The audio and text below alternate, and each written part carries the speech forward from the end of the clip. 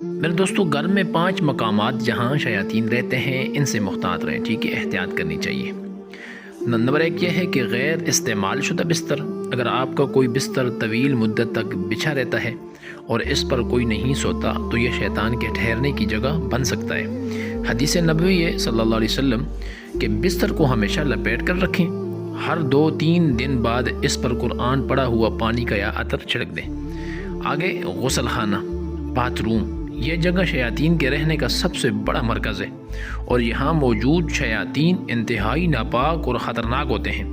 حدیث نبوی ہے کہ باتھ روم میں داخل ہونے سے پہلے اعوذ باللہ اللہم انی اعوذ بک من الخبث والخبائث، ٹھیک ہے؟ یہ دعا پڑھ کے اندر داخل ہو اور اندر بات نہ کریں، زیادہ وقت نہ گزاریں اور ہمیشہ دروازہ بند رکھیں۔ اور اسی طرح لمبے عرصے سے لٹکے ہوئے کپڑے، اگر کوئی کپڑے لمبے عرصے تک الماری میں لٹکے رہیں یا انہیں صاف نہ کیا جائے تو شیطان ان میں ٹھکانہ بنا سکتے ہیں۔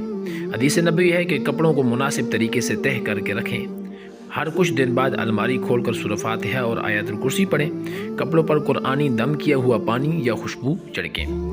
آگے انسانی یا حیوانی شکل کے مجسمے، تصویریں، یہ اشیاء ملائکہ کے داخلے میں رکاوٹ بنتی ہیں میرے دوستو، اور شیاطین کے لیے ٹھکانہ فراہم کرتی ہیں۔ حدیث میں آتا ہے کہ گھر میں انسانی یا حیوانی شکل کے مجسمے اور تصاویر رکھنے سے گریز کریں، اگر ضروری ہو تو انہیں کسی کپڑے سے ڈھانپ دیے جائے، چہرے کے حد و حال سے مٹا دیں، ٹھیک ہے نا؟ آگے آگ جلانے کی جگہ چولہا، انگیٹھی جو ہوتی ہے نا، چونکہ شیاطین آگ سے پیدا کی گئے ہیں اس لیے وہ آگ جلنے والی جگہوں کو پسند کرتے ہیں۔